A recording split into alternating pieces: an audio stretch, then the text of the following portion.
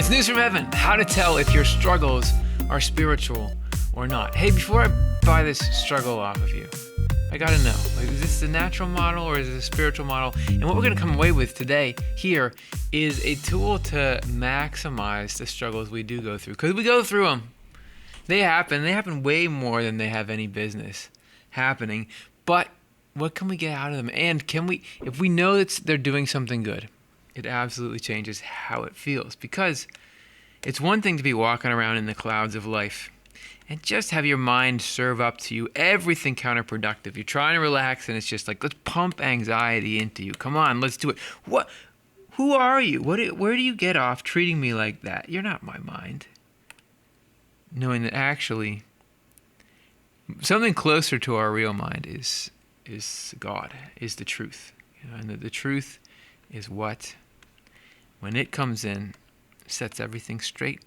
And it's actually truth and love driving the things we're going through. Even this stuff that seems against us, truth and love is behind the scenes mitigating and actually turning the dark cloud's best efforts to ruin us actually into stuff for our benefit, so that we're made happier eventually and more whole. And this is the way it's done, through spiritual components to the struggle. This is from Secrets of Heaven 847. So you can turn there. Look at me, I got to get up to the top. Yeah. Okay, so here we go. Talking about waters receding off the earth, going and coming back. This is this awesome symbol. And you see this, like this is in the story of Noah and the flood. You guys know that one. I mean, come on, a lot of people do. The whole world gets flooded. But then it's like the water goes away, we get the earth back, but then it like comes and goes and comes and goes. And I'm thinking about waves that do that, the day-night cycle. This is the way nature is. And it's the way that things go for us too. Like, have you ever been, I got through something. Oh no, I'm back in it. I got through something. Oh no, I'm back in it. It happens to me all the time. Maybe there's a reason. The symbolism as the waters receded off the earth, going and coming back, as vacillation between truth and falsity, is established by earlier statements. You get it, you don't get it. Here we go. The dark clouds are like, oh, I don't see life as it is. Oh wait, yeah, I remembered my higher truths and I see it. Isn't it fascinatingly frustrating? You go back and forth. I get it, I don't get it. I get it, I don't get it. I said that the flood water or deluges connected with Noah symbolized times of trial. By the way, it's not about some flood that physically couldn't have happened without throwing off the rotation of the flood. I don't think you can cover the earth with all that water. But even if you did, why do you and me need to know about what happened thousands of years ago, if the earth was flooded or not? We got our own problems. Why isn't God talking to us about those? Well, that is what we're focusing on here. That flood, the flood that covered the entire earth, is when we get totally overwhelmed in these times of trial. And since the subject here is the first state following trials, yeah, they do end. The waters that receded, going and coming back, can symbolize nothing else but a wavering between truth and falsity. The nature of this wavering, though, cannot be known without a knowledge of what trials or temptations are. Swedenborg alert. Yeah, if you ever see this word, it doesn't mean like, should I get the cookie, should I not get the cookie? This is about a internal struggle that we feel as anxiety, distress, torment. It's really a spiritual growth spurt, but like teething, it's no fun. The type of struggle determines the type of vacillation afterwards. Oh, we got categories here. So what can we involve here? When the trial involves heavenly qualities, so we can have column A, this can be a heavenly trial. The vacillation is between good and evil. So in heavenly, you're rocking back and forth between what's good and what's evil. Okay? And then when the trial involves spiritual qualities, since when does B go on the left? Spiritual. And I want to write this down so I can break down exactly what he's talking about, because this is a bunch of terminology. How's it going to help you in your struggle right now if you don't know what he's talking about? The vacillation is between truth and falsity. And when the trial is earthly, that I didn't anticipate that. We got a third one here. So, I don't know where this is going to go. So we got earthly. Hopefully something good happens. Vacillation is between the things we crave and their opposites. Oh, man. Okay. So the things that we crave and their opposites. This is like great psychological opposites.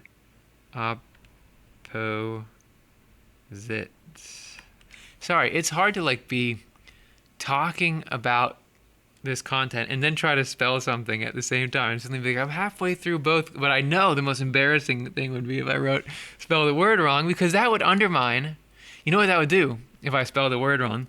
It would undermine your confidence that I'm intelligent and therefore undermine your confidence in the material. Can you believe I'm walking this knife's edge all the time?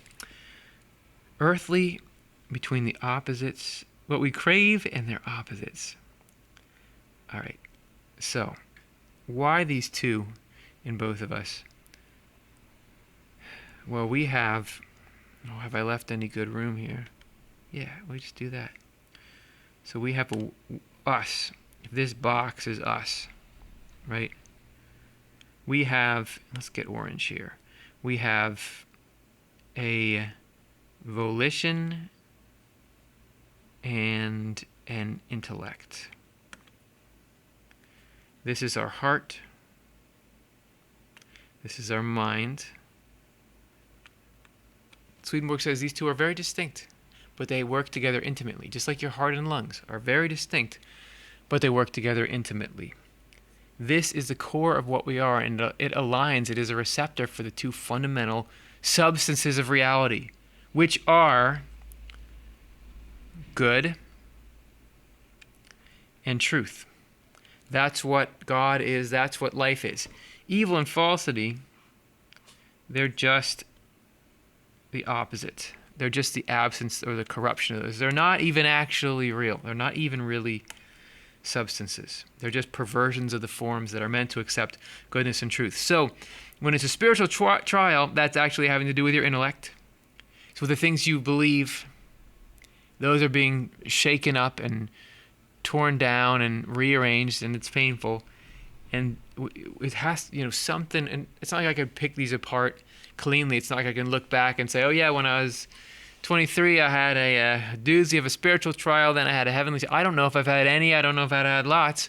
But in general, spiritual, you go between the truth that life does make sense, it is good, and then the falsity, which is just what's always going on in our minds, usually those dark clouds that are telling us egregious stories about who we are and what's going to happen, which are not going to happen. They're not true.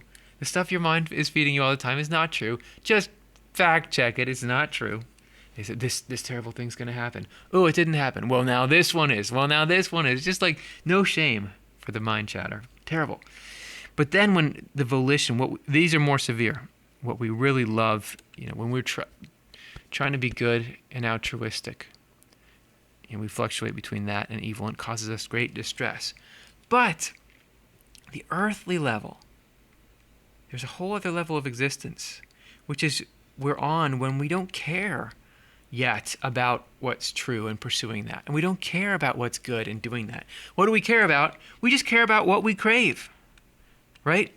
We just care about, I want gratification X. I want finances Y. I want thing, position, respect, esteem, comfort, revenge, whatever it is.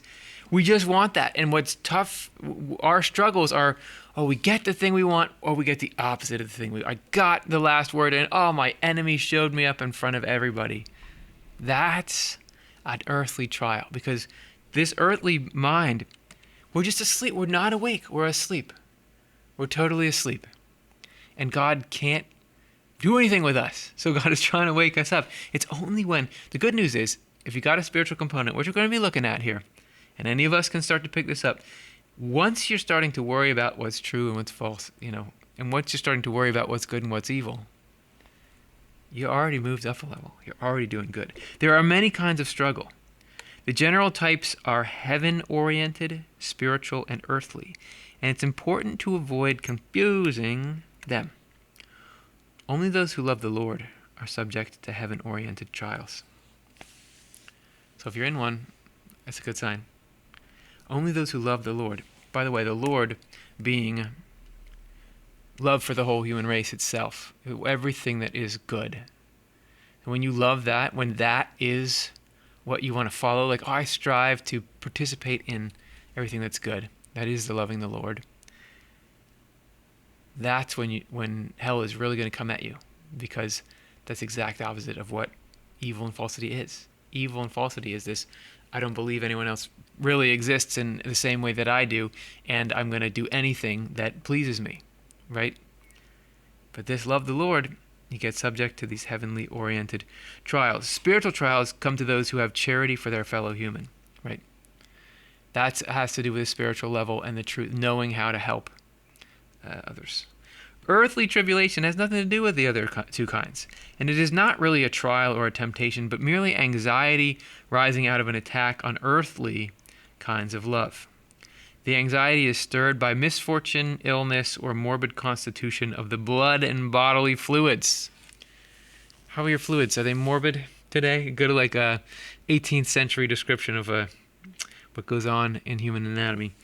This brief discussion can give some idea of what is involved in our trials. Okay, so let's start to pick apart these different ones. And if you feel like, oh no, all my trials are earthly, that's fine.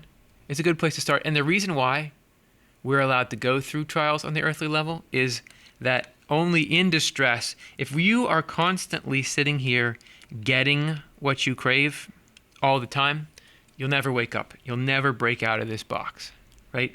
But as soon as the opposites come in and make this living space unmanageable, that's when we wake up and we can start to be pulled in the direction of first spiritual and then heavenly. So this is why I think, let's pause for a second, because I think this is why life, one of the reasons why life doesn't just go smoothly.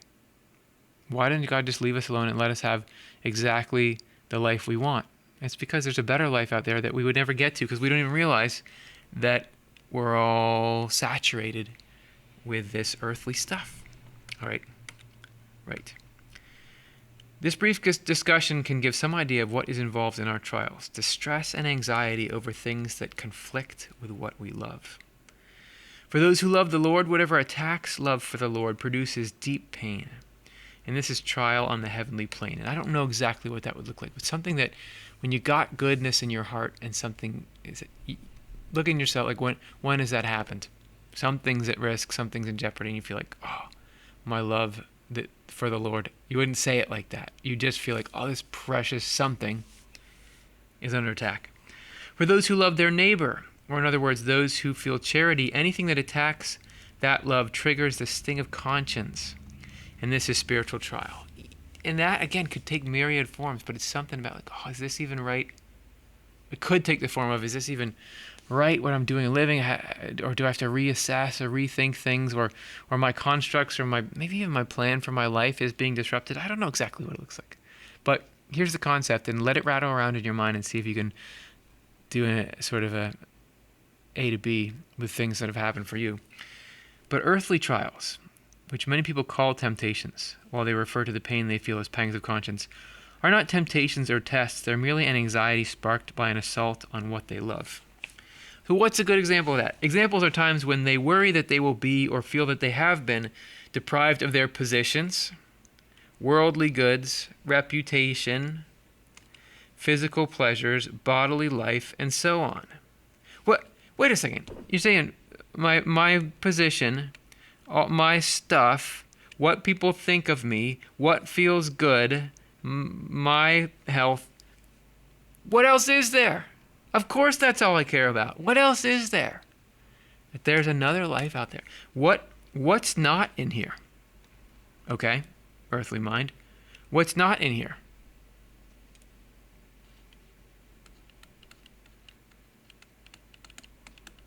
Anybody else?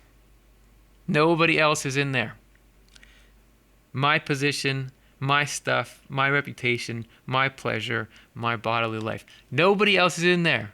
It seems like a well-rounded thing until you realize it's missing the point of existence, which is to express love and receive love from other people, and ultimately to find total bliss in serving the good of all.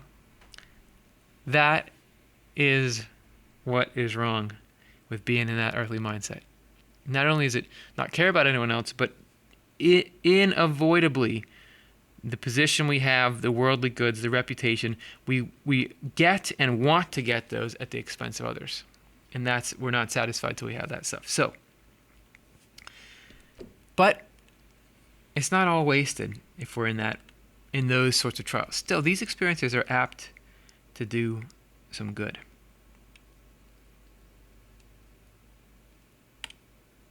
This is the waking up that we talked about before. So no matter what, God doesn't allow anything painful to happen that's not doing some good.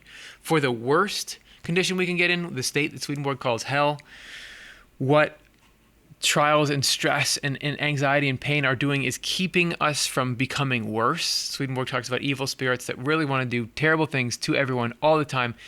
They have their certain limits, and the only time they're ever punished or allowed to have negative things happen to them, it's when they're trying to go beyond and get worse. So that's the bottom rung of the ladder. But then there's this, hey, we got to wake you up. So we're going to let your life that you think is a real, good, full life, you're going to start to see some of the cracks in it. But then it moves up to the spiritual concerns. And okay, you're starting to love people. Well, here's maybe where your ideas are stuck. Or here's maybe where there's still some real selfishness overriding and corrupting. And the heavenly trials is when, I don't even know, what's it like? It's like love for what's good is under attack, and it's the most severe. So that is something that we have to put in our mind. Let's see how we can put this into daily experience, right? So you go around and you got the dark clouds.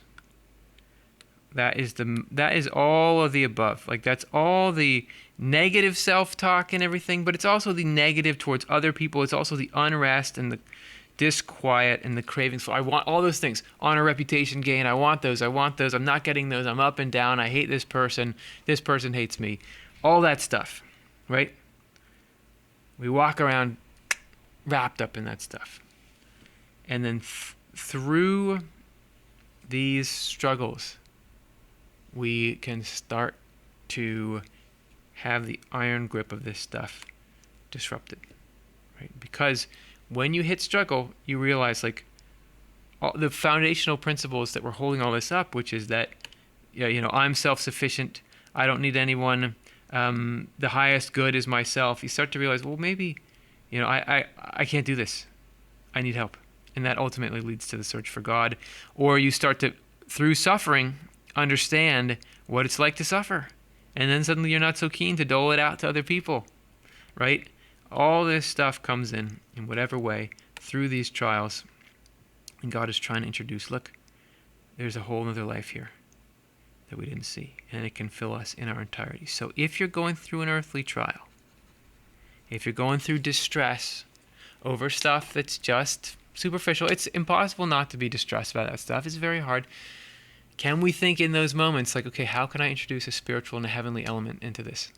How can I, even though I'm distressed about this, think about how I can improve my love for the human race, let go of evil and false things, improve my love for the Lord, which is the love of goodness itself? Can I do any of that? Because then any trial, even the earthly ones, can be spiritual. And that's just this accelerated growth track. And in the end, love wins, as they say. God is going to do what God sets out to do, which is to bring us into total permanent happiness. All right, that's the news from heaven. How'd you like it? Please let us know in the comments. Donate. Support this program. How's this program going to happen if you don't donate?